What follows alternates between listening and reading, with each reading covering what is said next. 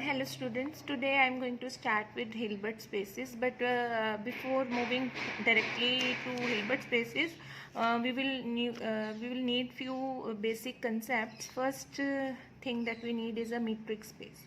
So we define a metric space we have a non-empty set X, and we define a mapping D from X cross X onto R is the set of reals, which satisfies these four properties. First property is this D thing is called distance function.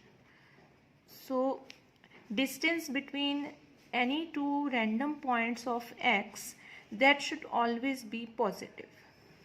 Second is the distance between any two points, it is 0 only when the points coincide.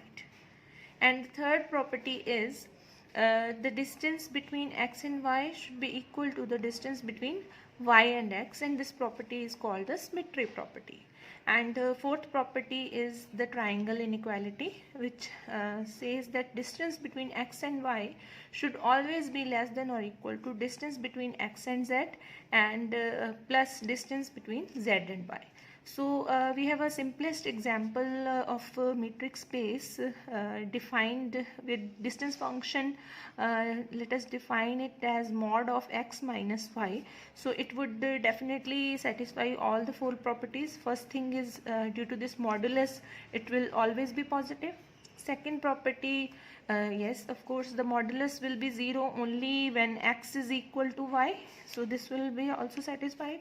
And third is the symmetry properties. This we also know that mod of X minus Y, that is equal to mod of Y minus X. So this is also satisfied.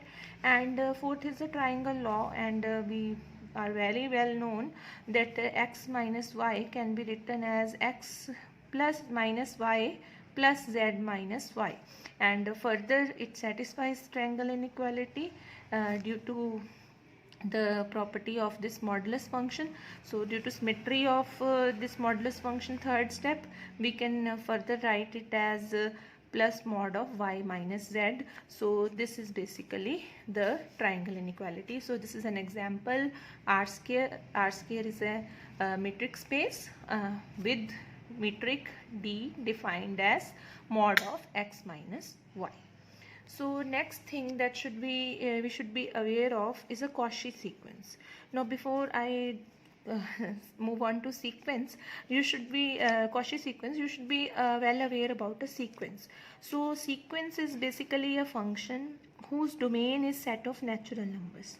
So what is the fun of domain having the range may be anything. It is not necessary that it should be real numbers, it may be anything. So the basic fun lies in this, that is the domain is set of natural numbers. So if the domain is set of natural numbers, so we could easily identify which element is that.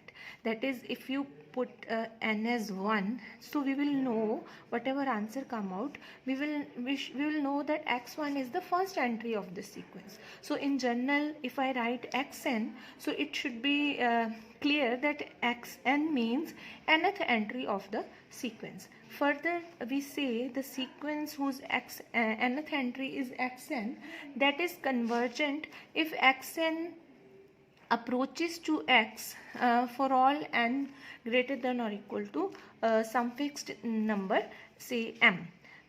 So if I try to plot this, basically if these are the entries of sequence x1, x2, x3, and say this is xm, so if I obtain a natural number m such that beyond m all the entries, that is xm plus 1, xm plus 2, any entry which is just greater than this xmth entry, so for that entry the distance between xm and x, that is almost negligible, less than epsilon, where epsilon is a very small positive number. So we say that xn is converging to x.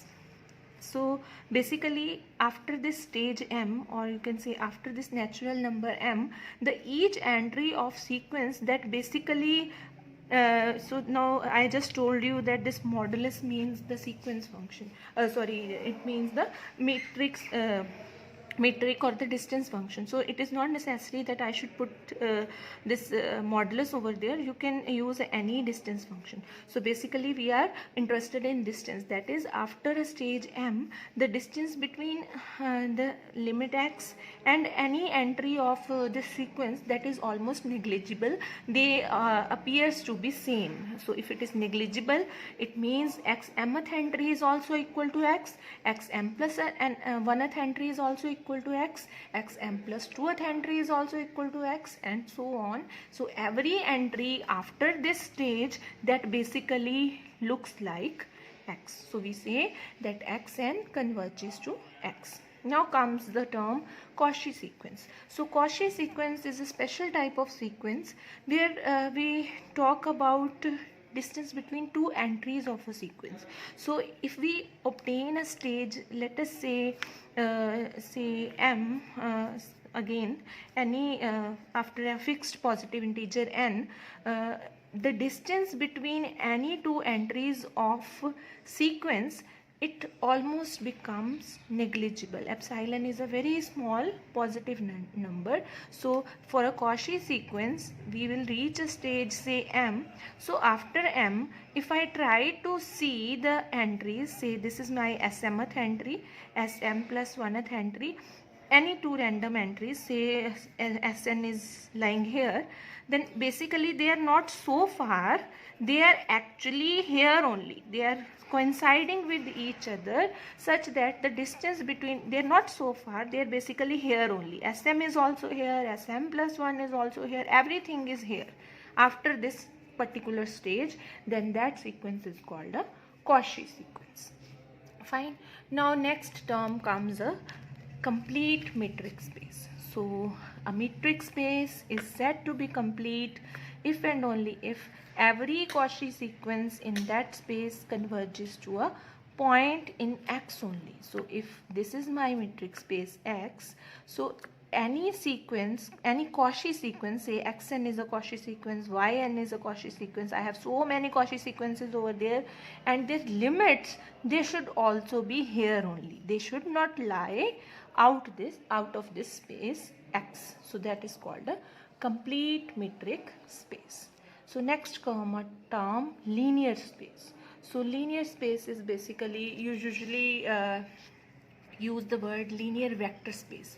So this is due to the fact because we are going to use two terms for this. One is the scalar term, other is a vector term. So we will have basically two things in order to define this. One is the term f, which is called field over under two operations plus, and this may be anything, but usually we take it multiplication, and we take a non-empty set L whose elements we will call them vectors. So the elements of field, they are called scalars, and the elements of non-empty set L under consideration, for which we are defining the linear space, they are called the vectors. And further we are defining two type of operations, internal composition and external composition. Now as the word internal comes, it means something which is internally happening in L. So we define operation this addition. So under this addition symbol, under this composition of addition, this L should be a abelian group. Abelian group means it should satisfy the closure property. That is, for any two entries from L, if you add them, they should come back to L only.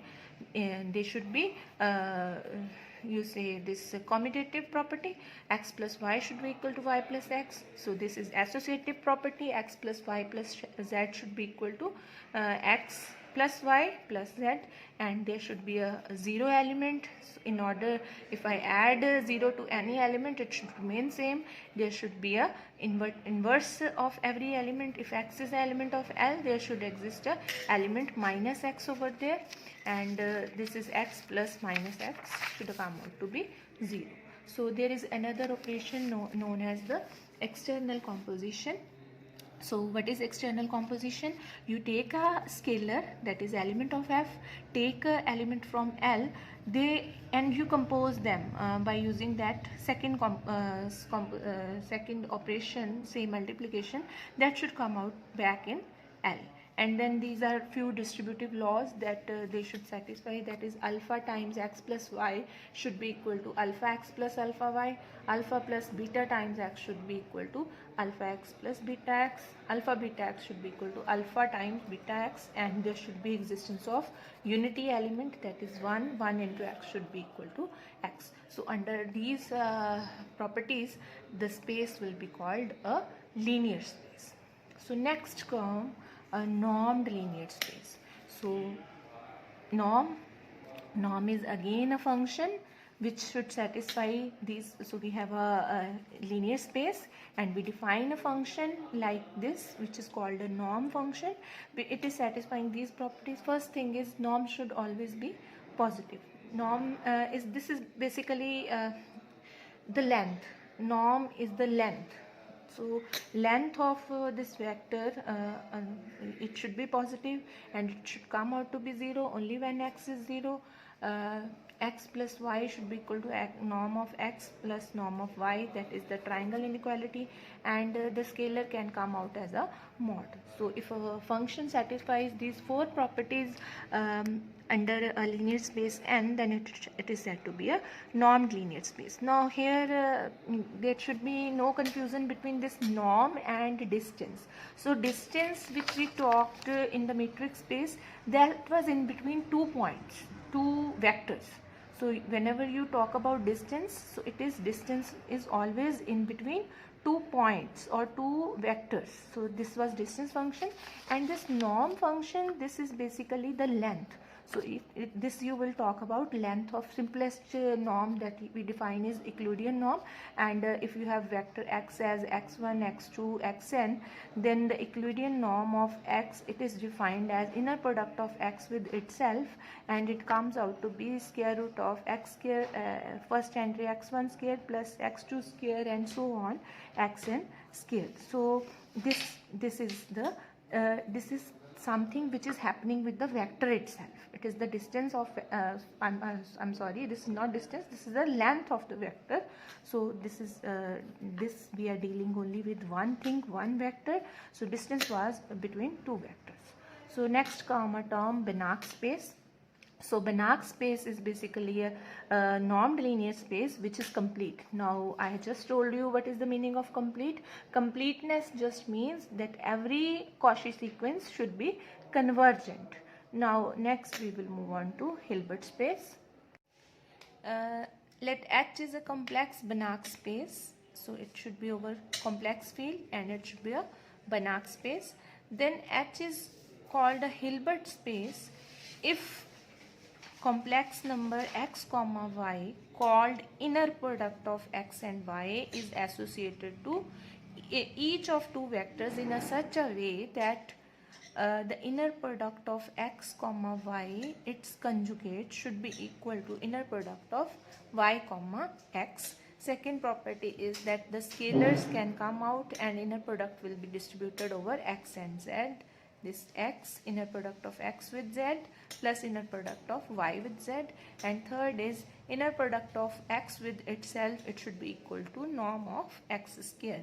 Then H is called a Hilbert space. So we'll just try to prove a space as a inner product space. So I'm giving an example of Hilbert space. Let us take L2 space where the norm is defined as entry-wise square, mod square, and then summation of that raised to power half. So this will basically mean x1 mod square plus x2 mod square and so on, xn mod square raised to power 1 by 2 if our vector is x1, x2, xn. And we defined inner product as xi into yi bar, which means that this is equal to x1 y1 bar, x2 y2 bar, and so on, xn yn bar.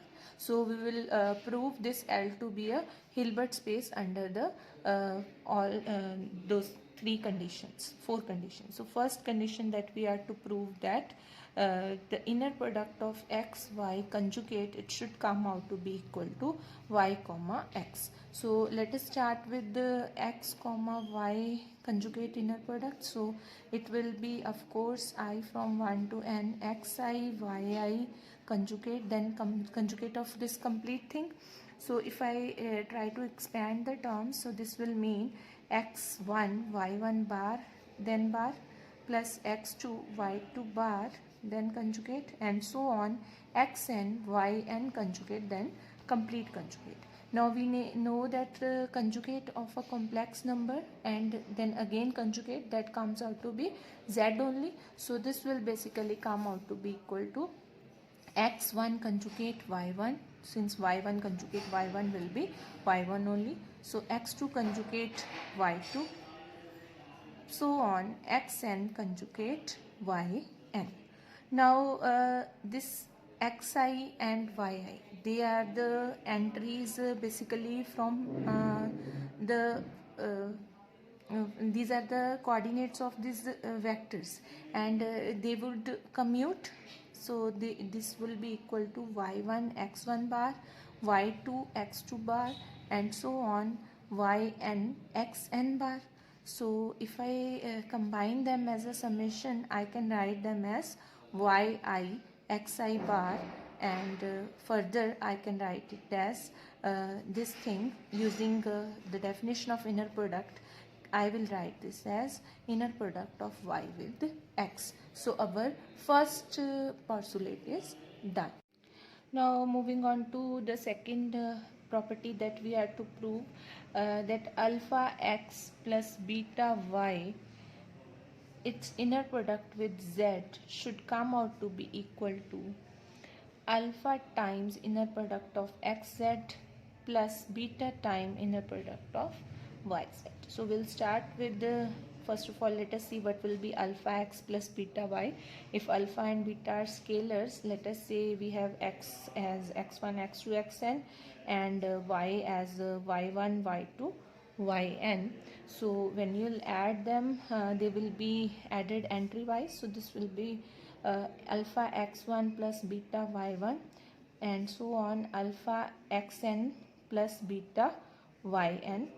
And when you'll take inner product of this thing with, let us say, z, so use this definition of inner product. So this will basically become summation alpha xi plus beta yi into zi conjugate. Fine. And if you try to expand the things, so this will become alpha x1 beta y1 into z1 conjugate, alpha x2 plus beta y2 z2 conjugate, and so on alpha xn beta yn zn conjugate. And if you further multiply the terms inside, you will obtain alpha x1 z1 conjugate, beta y1 z1 conjugate. Same way over here, alpha x2 z2 conjugate, beta y2 z2 conjugate, and so on alpha xn zn conjugate, beta yn zn conjugate. Now if you combine this terms, all the terms with alpha, and write them as summation, since alpha is a scalar, it can go out, alpha I zi conjugate, and combine all the terms taking the scalar beta outside, yi zi conjugate, and then use the definition of inner product.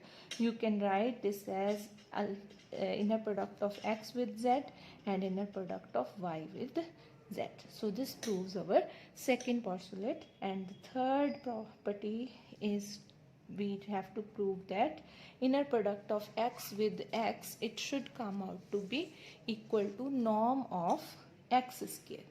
So let us see what will be inner product of x with itself. So use the definition of inner product, this one.